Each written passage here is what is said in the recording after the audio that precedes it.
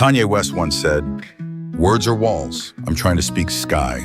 And for 30 days straight, he did exactly that. No English, no texting, no interviews, not a single recognizable word. Instead, he created his own language. He called it Yeonics.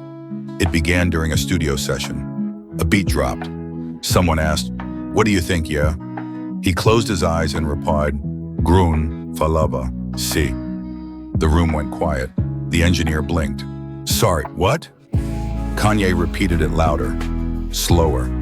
Grun, falava, issa.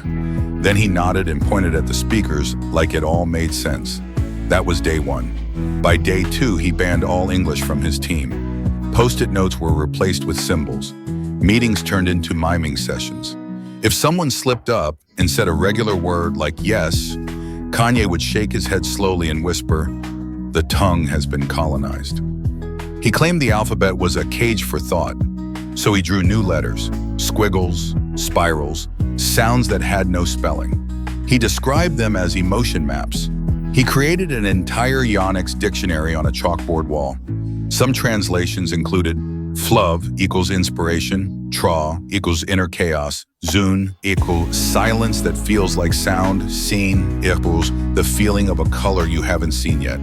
He replaced affirmatives like were okay with one long hum in a double snap. He refused to say names. Instead, he'd stare at people and hum a personalized pitch based on their aura. An assistant reported being renamed Do. One producer tried to communicate with emojis. Kanye responded with a frown and said, "Symbols aren't enough. They don't breathe." By day 5, he released a 12-minute voice note that consisted entirely of whispers, whistles, and rhythmic claps. Fans thought it was a teaser. It wasn't. It was his voicemail greeting. By the second week, he wore only monochrome robes and carried a handbell. He used it to begin and end conversations. At one point, he hosted a dinner where the only acceptable way to speak was through drum taps on ceramic bowls. A guest asked if this was a bit. He rang the bell once. Translation: no. The media caught on. Headlines exploded. Kanye silences English, amplifies Solye speaks in frequencies. Now, was this the birth of a new language or a one-man revolution? Linguists tried to decode Yeonics. One professor from NYU said, "I think he's serious. I just don't know about what." Meanwhile, Kanye claimed, "English is for traffic signs. I'm trying to compose thunder." On day 17, he taught a workshop to pigeons in his backyard.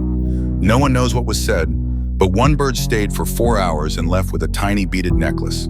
He began writing poetry in Yeonics.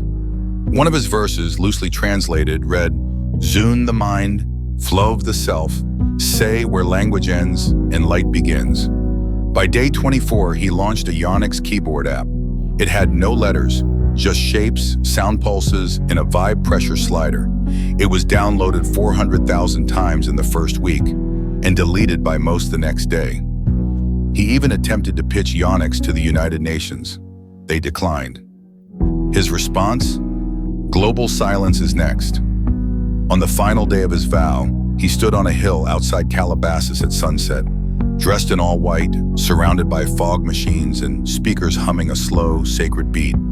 He raised both arms, let out a long, deep tone that sounded like a synthesizer learning how to cry, and whispered one final word in English, "Begin." Then he walked away. No press conference, no announcement, just a legend of the time Kanye West abandoned language and created a world where feeling came first.